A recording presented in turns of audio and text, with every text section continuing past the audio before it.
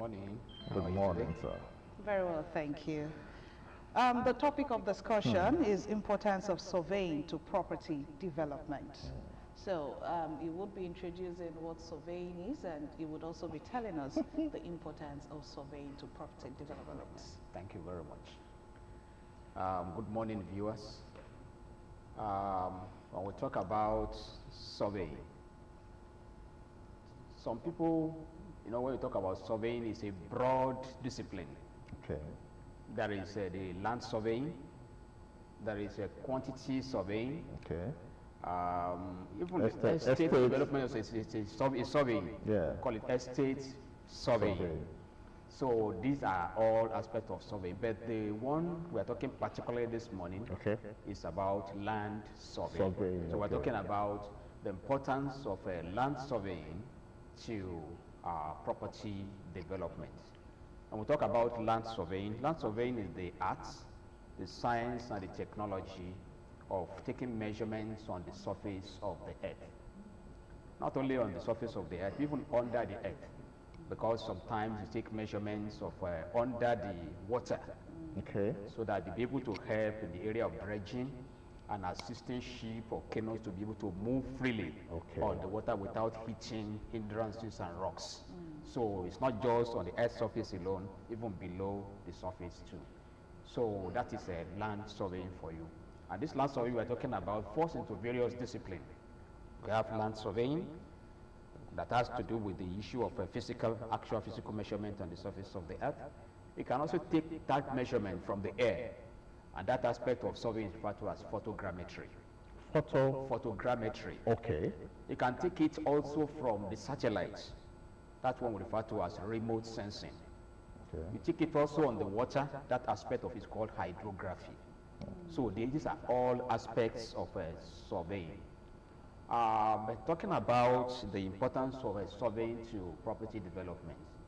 You talk about property development. Property development has to do with the transforming raw lands or even existing structures into valuable assets.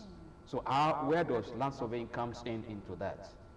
Number one, in the area of sourcing for that land, which is to be used for development purposes. Okay. You need land surveyors. Okay. There are people that purchase land, eventually they can't make use of that land.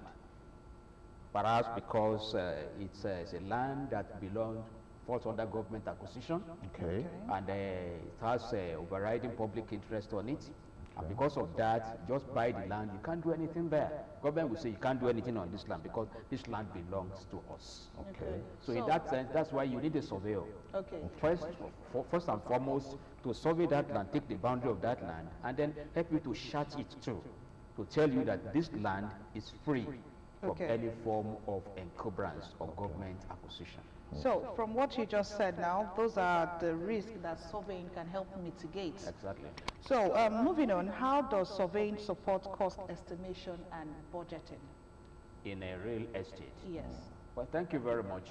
When you talk about land surveying supporting real estate in the area of financing, as I said before, a lot of funds would have been wasted if not for surveying and mapping. For example, take the case of some land that somebody purchased, and then you happen to have found that you can't make full use of that land because that land is waterlogged. It's a swampy land. But surveying will be able to help you by the time we're taking that measurement to tell you this aspect of land, this one is a dry land. This one is swampy. The cost of development on a swampy land is very costly. You do some filling and the rest of those things, which also add to the burden of the total cost of developing that particular property. So these are the areas where surveying comes in to make sure that the fund you have is just sufficient enough for you to develop that particular property without wasting any aspect of that particular fund. So from what you just said, you're trying to say that surveying is very essential for property development, and it plays a very crucial role. So, okay, another question here is, does surveying support construction and project management? Definitely. Oh, okay. Definitely. When we talk about construction, let's talk about the issue of planning before construction itself. Okay. Because before you can talk of planning, you need to know the boundary of the land you are talking about. Okay. That's the perimeter. That's the perimeter survey. Okay. You also need to know the topography of that Of the land, okay. Where is high, where is low, where is water body, so that you don't start to build a building where there is a valley Okay. of that land. So these are the areas where surveying helps in the area of planning. And when you come to the area of construction, the issue of the setting out of the boundary of the building is the work of a surveyor.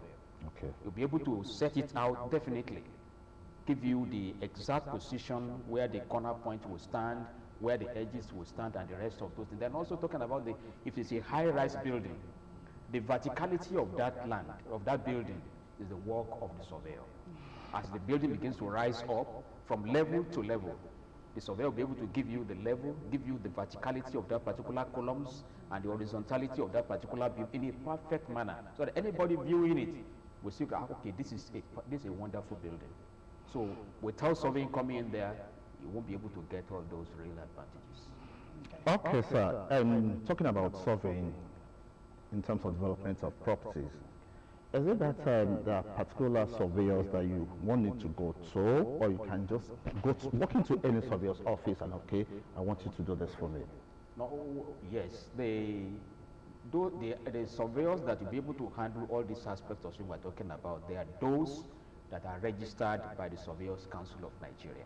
Good. They have gone through, they have the educational attainment, the experiences, and therefore they have been certified by SOCON to practice the profession of surveying. How do we recognize them in the society? Okay. They have their offices, and you will see that mostly they have this signpost of green, white, green board in front of their offices. And by the time you also approach them and you enter their office, you see their registration, and they are with the SOCON, their company registration. You will know that you are in the surveyor's office when you enter the office. Sir, you know, sometimes, because I remember some years back when the Pharmaceutical Association of Nigeria were saying that, okay, for you to run a patent medicine store, you must be registered, you must do that. You see some areas like that, as pharmacists will hang Israel certificate in that patent medicine store. It's not there. Another person is running the store. He will just mount his certificate there for authentication and recognition, and it will be somewhere else. So in that case, there's something like that happens in your professional too. That, for instance, you are certified. I am just a surveyor, not duly registered, and for the fact that I know you too well, I want to use myself as I want to leverage on that and use your own certificate to hand them my office. Okay, we are registered, we are this, we are that. How would a layman know that, okay, this is what is happening? For the surveyors, it's not like that. Okay. When you enter, as I said before, when you enter a surveyor's office, you know you have entered a surveyor's office. And that office belongs to that registered surveyor. He may have other surveyors working with him and have their offices within that particular premises. But the certificate of registration will be exactly in the surveyor's office, where the surveyor himself is. I will bear the name of that person. The name of that particular surveyor. Okay, sir. Talking about survey and surveying the properties too as well. We talk about, they said they have red copies. How do I know that what is given to me is authentic and is the red copy of that land being surveyed? Thank you very much. The record copy of a particular survey is not given to the clients. Okay. It's lodged with the Bureau of Lands. Good. When a surveyor has accomplished his technical task at the site, he hands over the plan to his clients. Okay. Under the law, he has 30 days to lodge the record copy of that job with the Bureau of Lands. It must be within the limit of 30 days.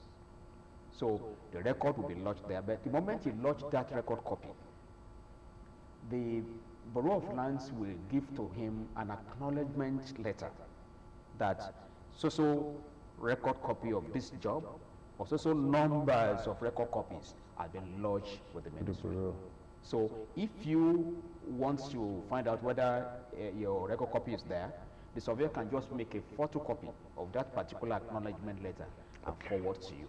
And you will not see there that this copy, this survey plan, actually the record copy has been lodged with the borough plans.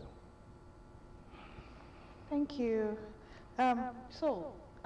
This is a little diversion. Okay. I wanted to ask, what are the challenges surveyors face in the process of property development? Thank you very much. One of the serious challenges that we face is exactly with the law enforcement agents. Okay. Most of the time when there are issues on land, and especially with the issue of these Moniles or the Abeokuta, the police usually carried surveyors along with all these Ajagungbales and say, okay, we found them on the land, they are trying to take somebody's land, whereas we are there to carry out our own professional duty. We can't take the land away from where it is. Well, sorry, don't you have means of identification? Even despite the means of identification, we have means of identification, but despite that, we know the police from who they are. Okay. But already we are on talking terms. Okay. Discussing with them on how to fashion a way out. Okay, okay. In a situation whereby there is dispute on a particular property, and of course I want to acquire such land, I don't know that there is a dispute there. And of course, I'm going to ahead to have my surveyor to do the needful for me. And at the end of the day, the family house said, no. But at that time, work is ongoing on that land. So what's likely to happen? When that happens, it has entered what we refer to as a litigation survey. Litigation survey. Okay. So you will need to get a lawyer, and the lawyer will demand for a dispute survey. The surveyor is the one that will prepare the dispute survey. Okay. The survey you have done, the other person is claiming. Okay. Then this will be joined together, what we refer to as a dispute survey, and then the court will be able to look at the authenticity of the documents that you are presenting. But most importantly, the issue of disputes on land. That is why it is very, very, very important that when you are buying land, that's what I said before, you need, number one, a surveyor to assist you. Even before you make payment on that land, you need a surveyor to assist you. The land, this land I'm buying, are there encumbrances on this land? You'll be able to go to some extent to do that. Then the lawyer also will join. Also to be able to find out some information on that particular land. I can give you a scenario of a case for a land my church purchased at Idiori. Okay. We didn't know there were litigations on that land, even though we made some little search. Okay. Eventually we purchased the land. Eventually we found out that there were disputes on that land. But because we did some due diligence, even the case is still in court, and we're believing that definitely we will triumph at the end of the day. But due diligence is very important in the case of in purchasing landed properties. But sir, do you know sometimes the surveyors too will know that there is issues on this land, but because of the fact that they want to get something from their clients, they'll tell you there's no problem, let's go ahead with it. That's being greedy as a surveyor. You know that, sir? A qualified surveyor will not do that. A qualified surveyor will not trick you into buying a land that you know there are encumbrances of properties on. Even though there is this caveat that the survey plan that we are preparing does not confer ownership on anybody. It's just a document that can be used in processing for title. You want to have a C of O, you want to have whatever title, whatever. A survey plan is just one of the documents you need. It doesn't confer ownership on anybody. So that is the reason why if somebody surveyed this land, you bring another surveyor there, as long as he does not find any mark there that this land has been surveyed before, he will still survey the land because there is nothing to prove that the land has been surveyed before. Okay, so definitely if a land has been surveyed and another person gets there, you would know definitely that this land has been surveyed before. You may not know, you may not know. The only way why you may know is that when you reach there, there are beacons there that has been numbered. Then you will know that this land has been surveyed before. But there are no beacons. Or the beacons are there, there are no numbers on them. Or there are, you can't visibly see the beacons. You can see the beacons. These are the pillars at the corners of the land. But today, not suppose the land has been purchased like say 40 years ago. Okay. You might not be able to see. You might not be able to see. Yes. The beacons. You may not be able, or the number will have been erased. So it's difficult for a surveyor to know that is it. So that means it would be resurveyed. It will still resurvey it. Okay. Okay, there's this question about trends and technologies that are influencing the roles of surveying in property development. So are there new technologies that, I want to believe that how they used to do it some 30, 20 years ago, things must have, there should be new technologies, things must have changed, there should be new ideas and innovations. So what are the emerging trends and technologies that are influencing the role of surveying in property development? Thank you very much. When in the earlier days of surveying, you find surveyors pulling tapes, using gunter chains, and all those things. And then later we begin to see people holding compasses. Okay. They take measurement, angles, and they will have bearings and the rest of them. But we have left those age. Come to the age of making use of theodolites. Okay. These have these 3 tripods, and you are looking at it like this. Oh, okay. So we move from there, but we now move from there to what we now call a total station.